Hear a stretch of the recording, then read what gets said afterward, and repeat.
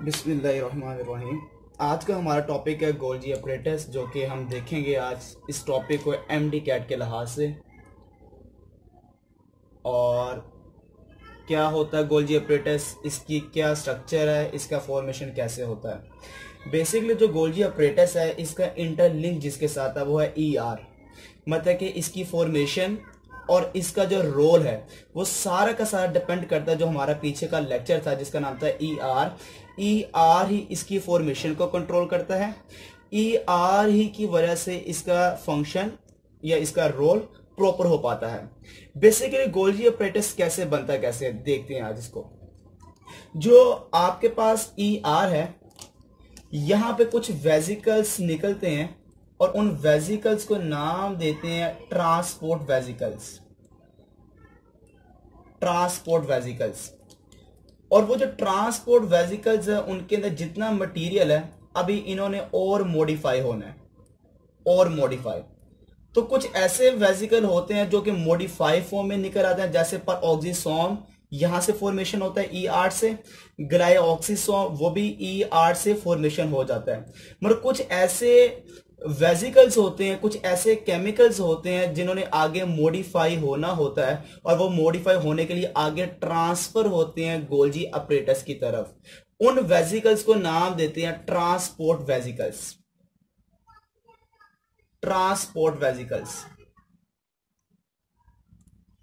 अब जो transport vesicles हैं ये फॉर्मेशन करता है ईआर, इसका सारा केमिकल ईआर ने बनाना है। मगर ये जिस जगह से उतरते हैं, जिस जगह से ये बडेड ऑफ होते हैं वो है एसईआर। मतलब कि ये पूरे के पूरा जो प्रोसेस है जो ट्रांसपोर्ट वेजिकल को बनाने का, उसमें आरईआर भी इन्वॉल्व है, एसईआर भी इन्वॉल्व है। मगर यहां पे एक पॉइंट आता है कि जो ट्रांसपोर्ट वेजिकल हैं ये कहां से रिमूव होते हैं, तो वो कौन से एसईआर। तो यहां पे मैं लिखता जा रहा हूं कि बडेड ऑफ होते हैं ट्रांसपोर्ट वेजिकल फ्रॉम एसईआर। ये एसईआर से बडेड ऑफ होते हैं। अब जो ट्रांसपोर्ट वेजिकल हैं इनके इर्द गिर्द मेम्ब्रेन है। ये बेसिकली एंडोप्लाज्मिक रेटिकुलम की जो आपको ये सिस्टर्नी की मेम्ब्रेन है, ये वही मेम्ब्रेन होती है। मतलब कि यही मेम्ब्रेन इस केमिकल के इर्द गिर्द मौजूद है। इसलिए इस वेजिकल को एक और भी नाम देते हैं, इसको सिस्टर्नल वेजिकल भी कहते हैं। तो इन वेजिकल को एक तो ट्रांसपोर्ट वेजिकल, क्योंकि इन्होंने ट्रांसपोर्ट होना टूवर्ड गोल्जी अपरेटस, और इसके इर्द गिर्द सिस्टर्नी की मेम्ब्रेन होने की वजह से, ईआर की सिस्टर्नी की मेम्ब्रेन होने की वजह से इसको हम सिस्टर्नल वेजिकल भी कहते हैं। और जहां से ये बडेड ऑफ होते हैं उसका नाम है एसईआर। तो एसईआर की पहचान क्या थी? जिसके पास राइबोसोम्स नहीं होते वो एसईआर होता है, जिसके पास राइबोसोम्स मौजूद होते हैं वो आपके पास आरईआर होता है। ये जितने भी वेजिकल्स ये सारे के सारे उतरने के बाद फ्यूज होते हैं आपस में। जैसे मैंने बताया गोल्जी अपरेटस कैसे फॉर्मेशन करवानी है, कैसे बनेंगे, किस तरह से इसको बनाया जाता है। ये सारे के सारे ट्रांसपोर्ट वेजिकल आगे जाके आपस में फ्यूज होते हैं, आपस में कंबाइन होते हैं,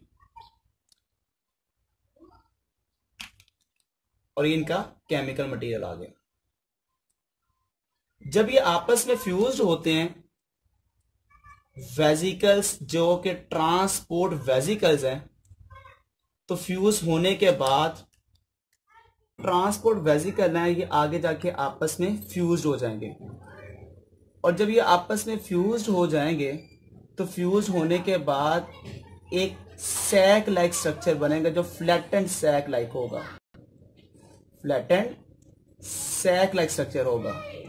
ये जो फ्लैटेंड सैक लाइक स्ट्रक्चर है जो कि ट्रांसपोर्ट वेजिकल की वजह से फॉर्मेशन जिसकी हुई है, जिसके अंदर ये सारा का सारा केमिकल मौजूद है, हम इसको नाम दे देते हैं इस एक सैक को, दे आर कॉल्ड सिस्टर्नी। इसको कहते हैं दे आर कॉल्ड सिस्टर्नी। अब ये जो सिस्टर्नी बेसिकली ये गोल्जी अपरेटस की सिस्टर्नी फॉर्मेशन हुई है, तो हम इसको कहते हैं they are called Golgi body. एक सिस्टर्नी को नाम देते हैं गोल्जी बॉडी। मतलब अगर मैं इसकी डेफिनेशन लिखता हूं तो इसको कहते हैं each flattened sac, each flattened sac is called cisternae या गोल्जी बॉडी। ये जो केमिकल इसके अंदर आ चुका है इसने आगे और मॉडिफाई होना है, तो ये मॉडिफाई होने के लिए दोबारा अगेन बडीड ऑफ होता है, उतरता है, और ये सिस्टर्नी से दोबारा बडीड ऑफ होकर बाई की तरफ रिमूव होता है, और अगेन ये वेजिकल आपस में फ्यूज होते हैं, और फ्यूज होने के बाद अगेन ये सिस्टर्नल या गोल्जी बॉडी स्ट्रक्चर फॉर्मेशन करते हैं। जब ये गोल्जी बॉडी और बनता है तो ये अगेन फ्यूज होने के बाद एक से ऊपर गोल्जी बॉडी बनना स्टार्ट हो जाती है। अब ये जो गोल्जी बॉडी ऊपर फॉर्मेशन हुई है, इस केमिकल ने और अपने आप को मॉडिफाई करने के लिए, अपने आप को मॉडिफिकेशन करने के लिए अगेन यहां से बडीड ऑफ होना है, यहां से अगेन रिमूव होना है, और जब ये अगेन यहां से बडीड ऑफ होगा तो अगेन गोल्जी बॉडी ऊपर बनना स्टार्ट हो जाएगा। जैसे ये अगेन यहां से बडीड ऑफ हुआ, और बडीड ऑफ होने के बाद ऊपर और गोल्जी बॉडी बनना स्टार्ट हो गई, ये और बनना स्टार्ट हो गई। इसी तरह ये केमिकल्स इसके अंदर आ गए। इसी तरह से करते करते करते करते ये अपने आप को फाइनल प्रोडक्ट की फॉर्म में लेकर आते हैं, अपनी फाइनल मॉडिफिकेशन की हालत में लेकर आते हैं, और ये ऐसे करने के लिए, अपने आप को फाइनल प्रोडक्ट में लेकर आने के लिए अपने आप को गोल्जी बॉडी से निकालते रहते हैं और ऊपर फ्यूज होते जाते हैं, और जब ये फ्यूज होते जाते हैं तो इस तरह से ये गोल्जी बॉडी से ऊपर, गोल्जी बॉडी से ऊपर, गोल्जी बॉडी से ऊपर गोल्जी बॉडी बनती जाती है। अभी जब देखा जाए तो यहां पर गोल्जी बॉडी का एक क्लस्टर फॉर्मेशन हो गया। ये जो कंप्लीट क्लस्टर है, इस क्लस्टर को नाम देते हैं, they are called Golgi apparatus, they are called Golgi apparatus. तो गोल्जी अपरेटस का मतलब एक गुच्छा है, स्टैक है, stack of flattened membrane bounded,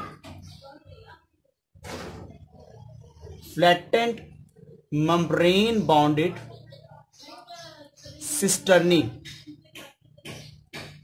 उसको हम नाम दे देते हैं, they are called Golgi apparatus. अब ये जो वेजिकल है, वेजिकल जो कि बेसिकली ये वेजिकल जो ER से आए थे, they are called transport vesicle या सिस्टर्नल वेजिकल। ये जो गोल्जी बॉडी के ये जो वेजिकल जो मॉडिफाई हो रहे हैं, जो मॉडिफिकेशन अभी कर रहे हैं, इसको कहते हैं associated vesicle, they are called associated vesicle, या इसको कहते हैं शटल वेजिकल। तो ये शटल वेजिकल या आपके पास एसोसिएटेड वेजिकल्स हैं। इसी तरह जो एसोसिएटेड वेजिकल्स या शटल वेजिकल्स हैं, अगर ये वेजिकल के साथ सिस्टर्नी या गोल्जी अपरेटस की डेफिनेशन की जाए कि अगर कहता हूं सिस्टर्नी अलोंग विद वेजिकल, तो उसको क्या नाम दिया जाएगा? जैसे ये अकेला था तो सिस्टर्नी या गोल्जी बॉडी था, अगर ये गुच्छा था तो गोल्जी अपरेटस था, मगर इसके साथ अगर मैं वेजिकल का नाम जोड़ दूं या इसके साथ वेजिकल का नाम जोड़ दूं तो हम उसको क्या नाम देंगे? तो हम उसको नाम देंगे, they are called Golgi complex. हम उसको नाम देंगे, they are called Golgi complex. Golgi complex का मतलब सिस्टर्नी अलोंग विथ वेजिकल। अगर वेजिकल के साथ सिस्टर्नी की डेफिनेशन की जाए, गोल्जी बॉडी की डेफिनेशन की जाए, या गोल्जी अपरेटस की डेफिनेशन की जाए, अगर वेजिकल के साथ जिक्र आ जाए तो हम उसको नाम दे देते हैं, they are called Golgi complex है। आपके पास दो फेजेस हैं, एक नीचे वाली फेज, एक ऊपर वाली फेज। जो नीचे वाली फेज है हम इसको नाम देते हैं, they are called forming phase. हम इसको नाम देते हैं, they are called forming phase का नाम देते हैं। फेज का और पहचान कि ये जो फेज है ये कन्वेक्स फेज है। आउटर जो फॉर्मिंग फेज है ये आउटर तो है, मगर इसकी सबसे बड़ी पहचान ये कन्वेक्स होता है, कन्वेक्स होता है। और कन्वेक्स के साथ साथ इसका एक और भी नाम है, इसको सिस का नाम भी दिया जाता है। तो बाहर वाला जो फेज है outer forming phase, convex surface या सिस का नाम दिया जाता है। इसी तरह जितना भी केमिकल्स आते हैं अनप्रोसेस्ड मटेरियल वो सारा का सारा यहाँ पर आता है, और जब वो फिनिश हो जाता है, मुकम्मल तौर पे मॉडिफाई हो जाता है, वो यहाँ से रिमूव होता है, यहाँ से फाइनल प्रोडक्ट की फॉर्म में बाहर रिमूव हो जाता है। और ये जो रिमूव होता है फाइनल प्रोडक्ट में जो रिमूव होता है वेजिकल की फॉर्म में, इन वेजिकल को नाम देते हैं गोल्जी वेजिकल्स। ये जो फाइनल प्रोडक्ट बन गया, इस वेजिकल को नाम देंगे, they are called Golgi vesicle. Golgi vesicle, अगर मैं कहता हूं vesicle budded off Golgi apparatus, Golgi या वेजिकल बडिड ऑफ ऐसे वेजिकल जो उतरते गोल्जी अपरेटस से, वेजिकल्स बडिड ऑफ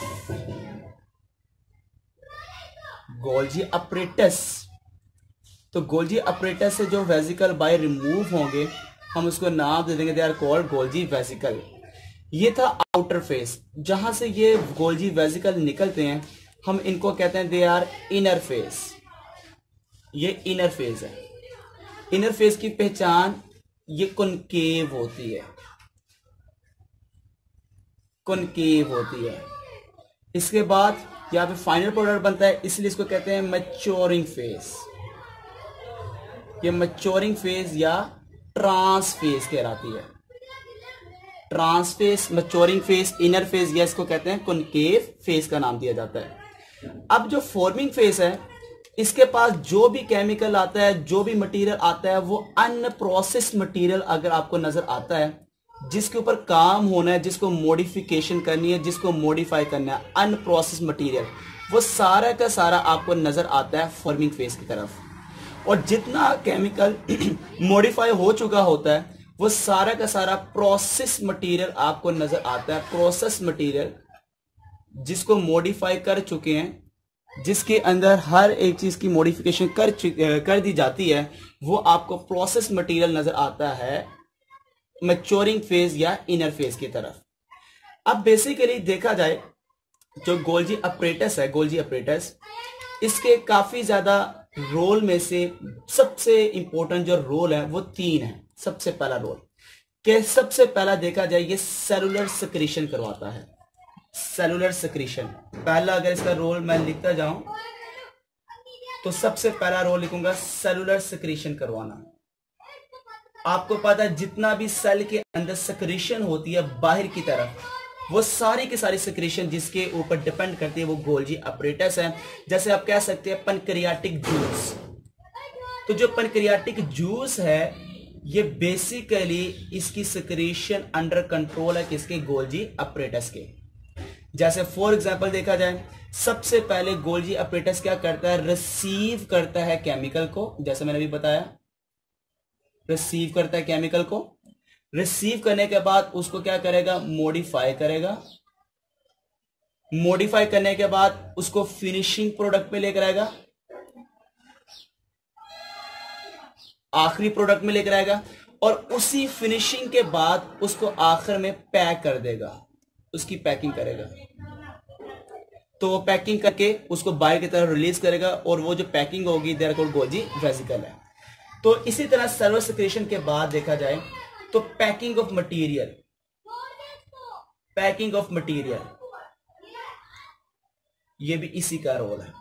इसके बाद जो इसका रोल है वो है मॉडिफिकेशन, मॉडिफिकेशन करवाना, मॉडिफिकेशन ऑफ मॉलिक्यूल्स। जितनी मॉडिफिकेशन है वो बेसिकली गोल्जी अपरेटस करता है। मॉडिफिकेशन ऑफ मॉलिक्यूल्स की कौन सी मॉडिफिकेशन? जैसे लिपिड के अंदर कार्बोहाइड्रेट को ऐड करना, प्रोटीन के अंदर कार्बोहाइड्रेट को ऐड करना, मतलब कि कार्बोहाइड्रेट की एडिशन को हम कहते हैं मॉडिफिकेशन ऑफ मॉलिक्यूल है। तो मॉडिफिकेशन ऑफ मॉलिक्यूल्स में जैसे बताया कि लिपिड के अंदर कार्बोहाइड्रेट को ऐड करना या प्रोटीन के अंदर कार्बोहाइड्रेट को ऐड करना, इसको हम कहते हैं ग्लूकोसाइलेशन, ग्लूकोसाइलेशन। ग्लूकोसाइलेशन का मतलब होता है कि कार्बोहाइड्रेट को ऐड कर देना प्रोटीन के अंदर, ठीक हो गया। तो क्या बनेगा, ग्लाइकोप्रोटीन। अब कार्बोहाइड्रेट को ऐड कर देना लिपिड के अंदर, क्या कहलाएगा, ग्लाइकोलिपिड। तो ये जो मॉडिफिकेशन है ग्लाइकोलिपिड का बनाना और ग्लाइकोप्रोटीन, क्योंकि बेसिकली ग्लूकोज क्या है, कार्बोहाइड्रेट है, तो ग्लूको असाइलेशन भी इसका रोल है, मॉडिफिकेशन ऑफ मॉलिक्यूल जिसको कहते हैं पैकिंग ऑफ मटेरियल और सेलुलर सेक्रेशन। प्लांट के अंदर इसका एक और अजाफी रोल होता है जिस वजह से हम इसको कहते हैं डिक्टियोसोम। प्लांट के अंदर गोल्जी अपरेटस को हम कहते हैं डिक्टियोसोम। अब जो डिक्टियोसोम है ये बेसिकली प्लांट का गोल्जी अपरेटस को नाम दिया जाता है। प्लांट्स के अंदर जो गोल्जी अपरेटस है उसको नाम देते हैं डिक्टियोसोम। वो इसलिए कहा जाता है क्योंकि ये प्लांट्स के अंदर देखा जाए तो ये फॉर्मेशन करता है, formation of cell wall, formation of cell wall. तो सेल वॉल की फॉर्मेशन की वजह से हम इसको प्लांट में नाम देते हैं, दे आर कॉल्ड डिक्टियोसोम कहते हैं। तो these are the Golgi apparatus.